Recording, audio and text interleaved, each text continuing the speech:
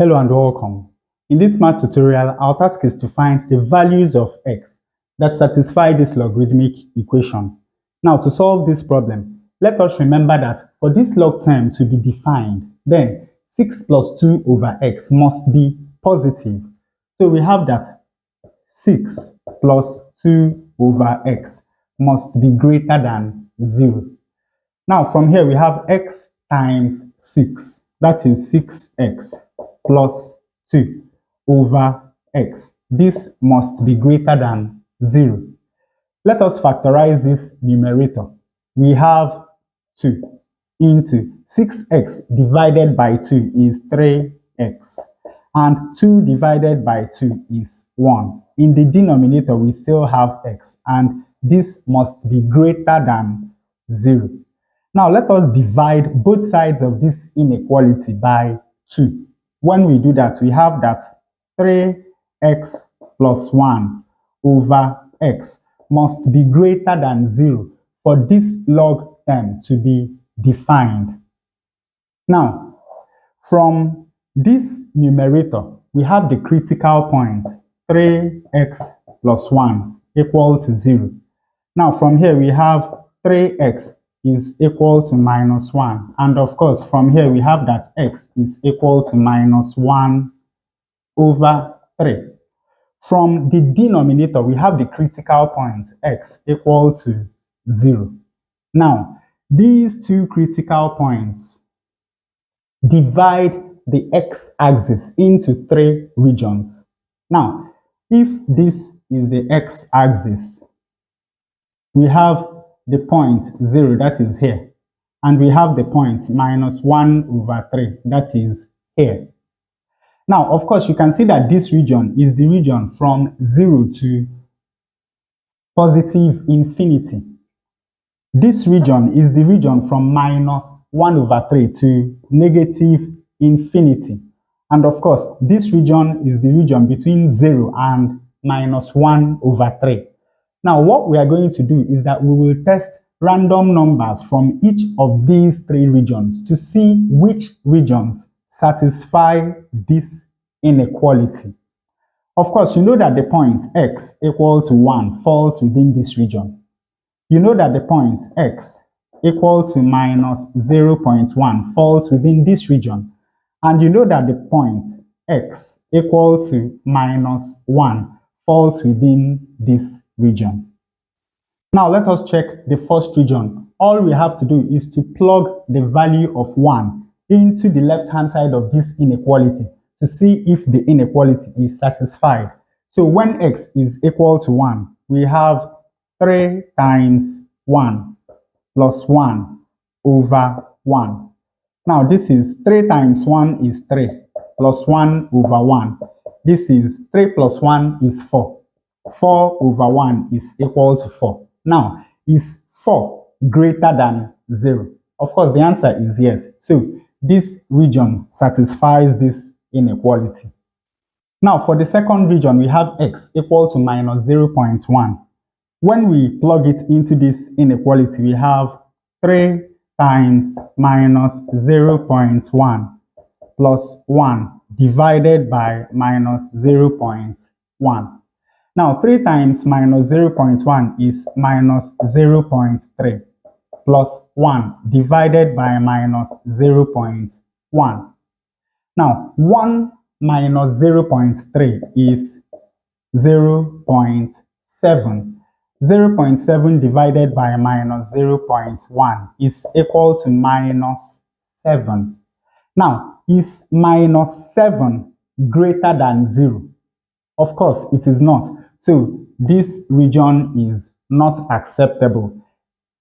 Values of x within this region do not satisfy this inequality. And for the last region, we have x equal to minus 1. When we plug that into this left-hand side, we have 3 times minus 1 plus 1 divided by minus 1. 3 times minus 1 is minus 3 plus 1 divided by minus 1. 1 minus 3 is minus 2 divided by minus 1. Minus 2 over minus 1 is equal to 2. Now, Is 2 greater than 0? Of course, the answer is yes. So this region satisfies this inequality. So finally, we have that for this log term to be defined, then the values of x must lie between minus infinity and minus 1 over 3 and 0 and plus infinity. Now for the second term, we have that 1 plus x over 10 must be greater than 0. From here, we have 10 times 1, which is 10, plus x divided by 10. This must be greater than 0. When we multiply both sides of this inequality by 10, we have that 10 plus x must be greater than 0. And of course, from here, we have that x must be greater than minus 10. So what this is going to do is that minus 10 is going to replace minus infinity here. So here we have minus 10. Now, the next thing we are going to do is that we will change the base of this logarithm from base 1 over 5 to base 5 to match this first term. And to do that, we need to apply the change of base formula. When we apply the change of base formula to this, it becomes log to base 5. 5 is the new base of 1 plus x over 10 divided by log to base 5 of the old base, which is 1 over 5, or 5 to the power minus 1. Now let us remember that log to base a of a to the power b is equal to b. So that simply means that log to base 5 of 5 to the power minus 1 is equal to minus 1. So this whole term is going to be equal to minus log to base 5 of 1 plus x over 10. So now we can write this logarithmic equation as log to base 5 of 6 plus 2 over x minus log to base 5 of 1 plus x over 10 is equal to 1. Now, the next thing we are going to do is that we will combine these two log terms together. Remember that log a minus log b is equal to log a over b. That means that we can write this left-hand side as log to base 5 of 6 plus 2 over x divided by 1 plus x over 10. And of course, this is still equal to 1. Now, remember that when we have a statement such as log to base a of b is equal to c, this simply means that a to the power c is equal to b. That is, from here we have that a to the power c is equal to b. That means that in this case, 5 to the power 1 is equal to that. So, I can clean this and replace that with 5 to the power 1, which of course is equal to 5. Now, from here we have x times 6, that is 6x plus 2. So, this is 6x plus 2 divided by x divided by 10 times 1 is 10 plus x. This is 10 plus x over 10. And this is equal to 5. And from here we have 6x plus 2 over x. Now let us change this from division to multiplication. And of course, you know that when this happens, the next thing that is going to happen is that this fraction will turn upside down. So this now becomes 10 over 10 plus x. And of course, this is still equal to 5. From here, we have 10 multiplied by 6x plus 2 over x multiplied by 10 plus x is equal to 5. And dividing both sides of this equation by 10, we have that 6x plus 2 over, this is 10x plus x squared, is equal to 5 over 10, which of course is the same as 1 over 2. And now we cross multiply. We have that 2 times 6x, that is 12x, plus 2 times 2, that is 4, is equal to 1 times 10x, which is 10x, plus 1 times x squared.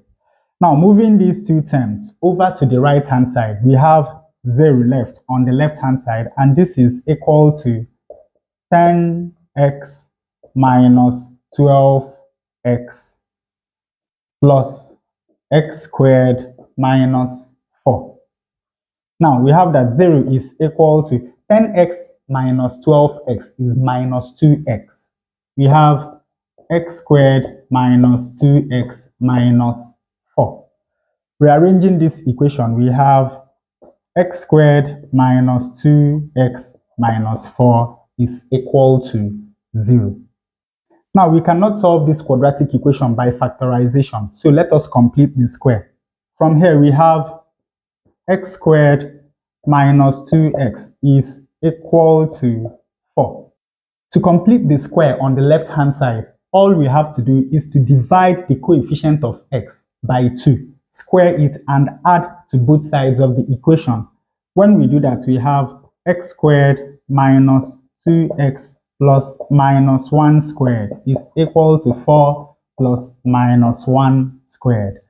Now, this is a perfect square. So we take 1x and we take 1 minus 1 and we square, and this is equal to 4 plus 1. Of course, minus 1 squared is equal to 1, and 4 plus 1 is equal to 5. We take square root of both sides of this equation. When we do that, we have that x minus 1 is equal to plus or minus the square root of 5. And of course, from here, we have that x is equal to 1 plus or minus the square root of 5. Now, we have two values for x. We have that x is equal to 1 plus root 5 or 1 minus root 5. Using a calculator, we have that x is approximately equal to 3.236 or minus 1.236. Now, let us check whether these two values of x fall within this range. Of course, you know that 3.236 falls within the range 0 to infinity, and minus 1.236 falls within the range minus 1 over 3. Of course, you know that this is minus 0.333 continuously, and minus 10. So these two values of x satisfy this logarithmic equation. And with that, we come to the end of this tutorial. I hope you learned something new. If you enjoy such content, please subscribe to the channel. Leave us a thumbs up to support the channel. Thanks for watching, and watch more videos here.